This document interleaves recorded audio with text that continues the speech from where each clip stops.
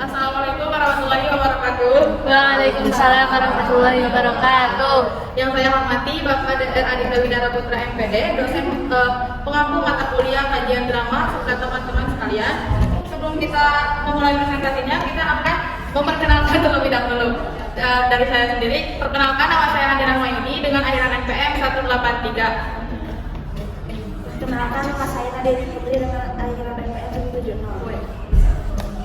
Salam, perkenalkan nama saya Rekola Kurniawan dengan akhir NPM 177. Perkenalkan, nama saya Mojak Metasika Audira dengan akhir NPM 179. Perkenalkan, nama saya Dela Sri Delianti dengan akhir NPM 181. Perkenalkan, nama saya Nabila Widianti Putri dengan akhir NPM 169. Buang waktu, mari kita langsung saja untuk pemaparan materi. Untuk pemateri pertama, saya persilakan. Di sini saya akan menjelaskan mengenai sosiologi sastra. Nah, perkembangan sosiologi sastra di Indonesia ini mulai berkembang pesat pada tahun 1970-an yang dipelopori oleh Sapardi Djoko Damono melalui karyanya yaitu Sosiologi Sastra, sebuah pengantar ringkas pada tahun 1978. Nah, kajian sosiologi sastra di Indonesia ini menekankan sastra sebagai produk budaya dan realitas sosial dalam masyarakat Indonesia. Nah, menurut Gribel menyatakan bahwa semua karya sastra digerakkan oleh perhatian sosial yang mendalam, sedangkan menurut Wolf memandang sosiologi sastra ini sebagai disiplin yang berfokus pada hubungan antara sastra dan masyarakat serta makna sosial yang terkandung di dalamnya. Jadi sosiologi sastra ini merupakan pendekatan yang menganalisis hubungan antara karya sastra dan realitas sosial, termasuk respon pengarang terhadap masyarakat, serta bagaimana karya tersebut bisa diapresiasikan atau dipahami oleh masyarakat. Ini menurut Apriani dan Indra pada tahun 2024. Nah, lalu sosiologi ini mencakup 3 klasifikasi menurut Welek dan Warren, yaitu yang pertama sosiologi pengarang. Ini mengkaji tentang latar belakang sosial, ideologi, dan posisi pengarang dalam masyarakat. Lalu sosiologi yang kedua yaitu sosiologi karya sastra. Nah, ini mengkaji tentang isi drama, tema, lalu konflik dan pesan yang terkandung di dalamnya. Dan yang ketiga ada sosiologi pembaca atau dampak sosial. Nah, ini mengkaji tentang pengaruh drama terhadap pembaca atau masyarakat. Jadi kesimpulannya, sosiologi sastra ini dalam kajian drama memandang drama sebagai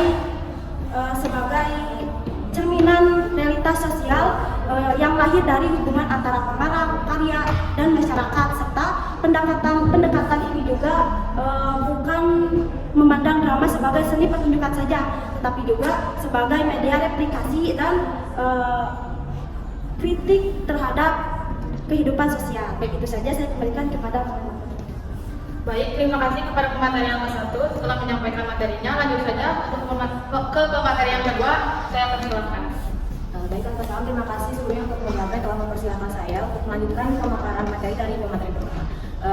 Di sini saya membahas pendekatan sosiologi sastra merupakan salah satu pendekatan yang bersifat reflektif. Pendekatan ini digunakan untuk melihat sastra sebagai cermin kehidupan masyarakat. Artinya sastra tidak lahir dalam buang apa ya, karena melainkan muncul sebagai pengarang terhadap kondisi sosial, budaya, ekonomi, politik, dan ideologi masyarakat sebagai hidup. Asumsi dasar pendekatan sosiologi sastra adalah kelahiran sastra yang bersifat cerminan masyarakat. Kehidupan sosial berfungsi sebagai stimulus yang melahirkan sastra baik secara langsung maupun tidak langsung. Nilai-nilai konflik, ketimpangan norma hingga perubahan sosial yang terjadi di masyarakat seringkali direpresentasikan melalui tokoh, alur, latar, dan tema dalam karya sastra. Oleh karena itu, karya sastra yang dianggap berhasil adalah karya yang dapat menangkap, merekam, dan menggambarkan semangat zaman serta realitas sosial yang melingkupinya.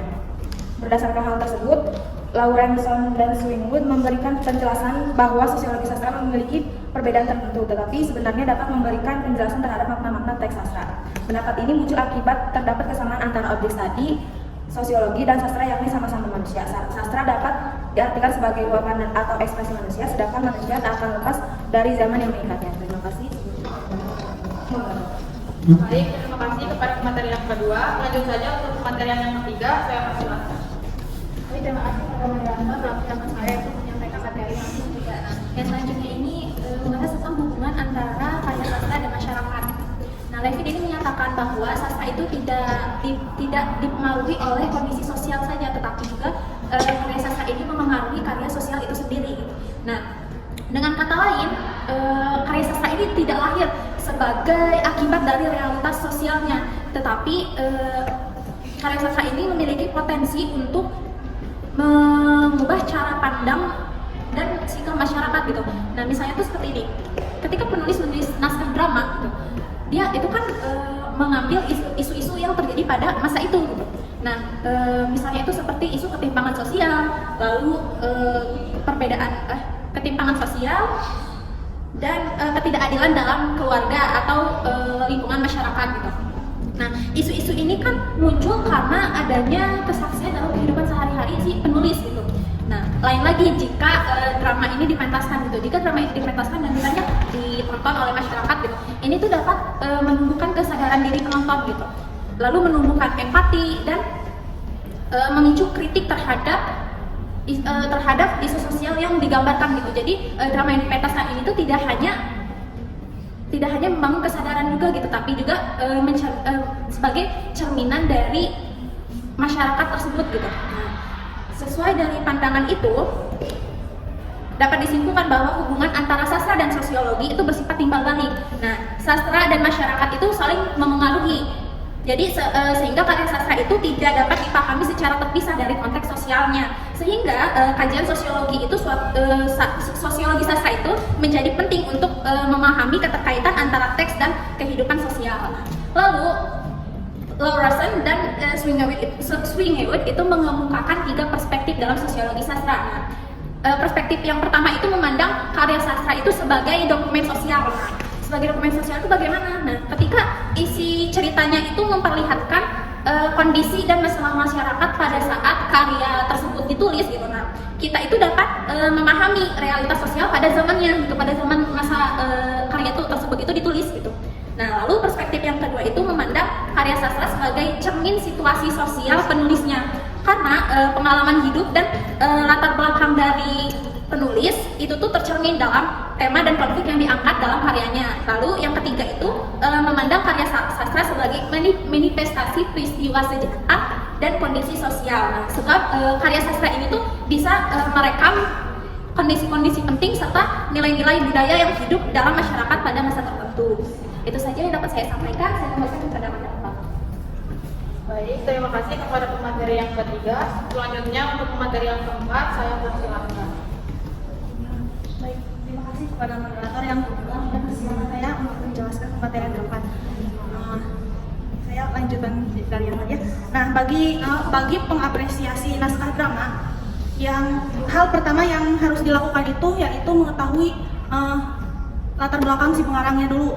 Jadi sebelum ke hal yang lainnya itu, bagi pengapresiasi naskah drama, yang utama itu harus mengetahui dulu siapa latar belakang dari penulis naskah ini, karena kita itu tidak dapat memahami isi naskah dengan sepenuhnya tanpa kita mengetahui siapa pengarang naskah drama itu.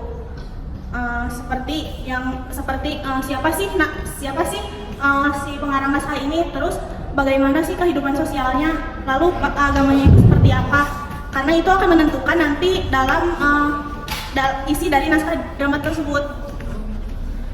Nah, seperti contohnya dalam kita umpamakan naskah ini itu sebagai masakan. Nah, sedangkan si penulis naskah itu sebagai koki. Nah, kalau sebelum kita mengkritik atau mengomentari sebuah masakan itu kan kita akan bertanya dulu, ini siapa sih yang membuatnya kan?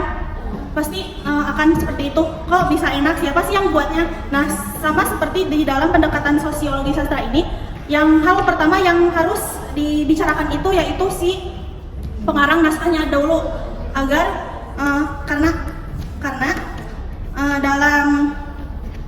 dalam naskah itu akan menentukan naskahnya itu seperti apa, dan akan bersangkutan dengan kehidupan si pengarang. Jadi kan kalau kita udah mengetahui lingkungan sosial pengarang itu seperti apa, nanti akan berpengaruh juga kepada naskahnya.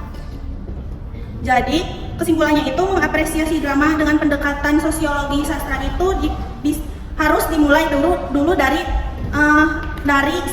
mengetahui si latar belakang pengarang. Seperti apa sih yang terjadi di kehidupan si pengarang ini sehingga dia itu bisa menciptakan naskah seperti ini gitu. Karena naskah drama ini bukan hanya sekedar fiksi saja, tapi juga curahan visi atau pola perjuangan hidup si pengarang terhadap kondisi sosial yang ada di lingkungannya. Mungkin itu yang dapat saya sampaikan. Saya kembalikan kepada moderator. Baik, terima kasih kepada materi yang keempat untuk pemaparannya. Lanjut saja ke materi yang kelima, saya persilahkan. Terima kasih kepada moderator. Di sini saya akan menyampaikan materi mengenai pengapresiasian naskah drama. Nah, dalam menilai dan mengapresiasi naskah drama, hal yang paling penting adalah melihat manfaatnya bagi masyarakat luas. Sebuah naskah drama tidak hanya dinilai dari alur cerita ataupun keindahan bahasanya saja, tetapi juga dari sejauh mana karya tersebut dapat memberikan dampak yang positif bagi masyarakat. Nah, semakin besar manfaat yang dirasakan oleh masyarakat, maka semakin tinggi pula nilai dari naskah drama tersebut. Drama yang baik adalah drama yang mampu menyampaikan nilai-nilai yang positif, lalu menanamkan pesan moral dan menggambarkan perjuangan untuk kepentingan bersama. Nah, bahasa yang digunakan dalam naskah drama ini adalah bahasa yang mudah dipahami agar pesan dari naskah drama tersebut bisa diterima baik oleh masyarakat. Nah, selain itu, naskah drama juga diharapkan bisa memberikan pengaruh yang positif baik bagi pembaca maupun bagi penulisnya sendiri dengan memuat nilai etika, moral, budaya, serta kritik sosial yang mampu menambah wawasan dan berfungsi sebagai sarana pendidikan bagi pembacanya.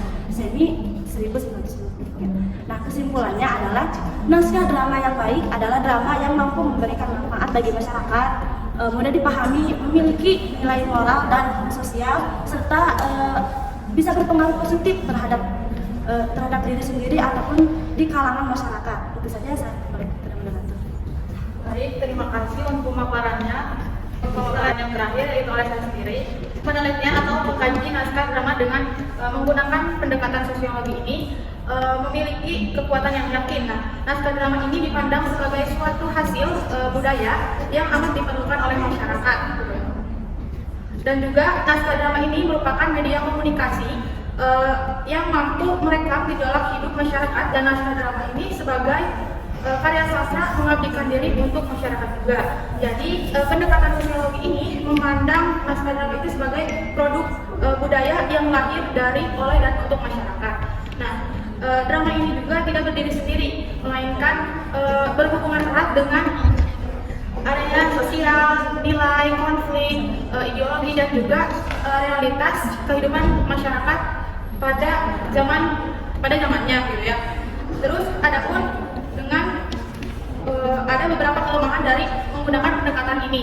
Yang satu itu, naskah drama ini sebagai suatu karya sastra terlalu dijadikan trompet penyampaian ajaran, sehingga munculnya konsep sastra untuk masyarakat dan masyarakat untuk sastra. Nah, sehingga sastra ini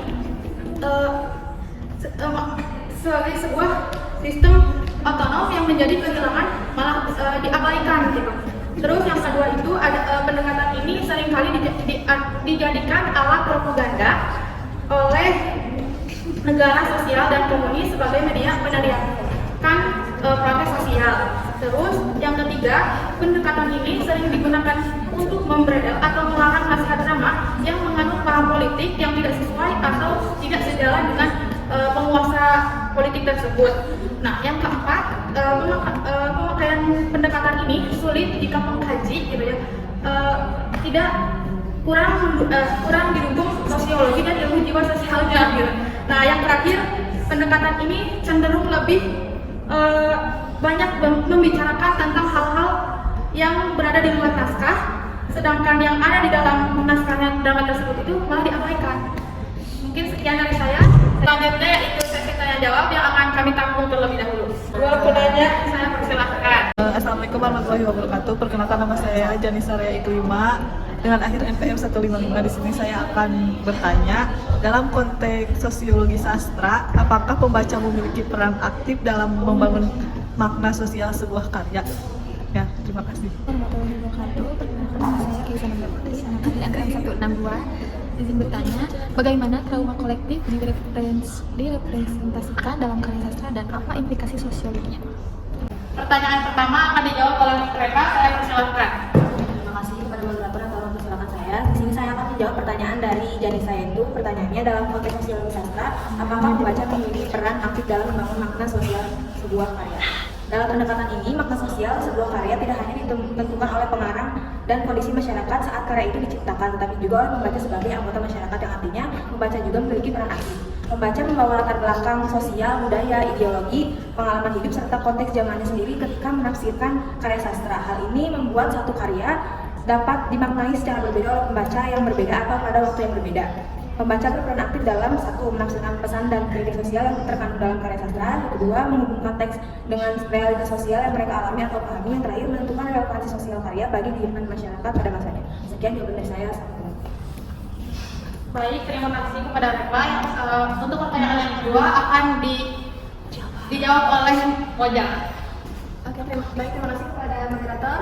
Dan pertanyaan yang kedua itu dari Kaisa, itu bagaimana trauma kolektif direpresentasikan dalam karya sastra dan apa implikasi sosiologinya. Nah, trauma kolektif dalam karya sastra ini direpresentasikan melalui penggambaran penderitaan bersama, ingatan kolektif dan pengalaman sosial yang dialami oleh suatu kelompok atau masyarakat. Nah, dan representasi ini berimplikasi secara sosiologis karena karya sastra ini berfungsi sebagai media refleksi, pengingat sejarah, serta sarana pembentuk kesadaran sosial terhadap peristiwa traumatis yang dialami bersama. Sekian jawaban dari saya kembalikan kepada moderator.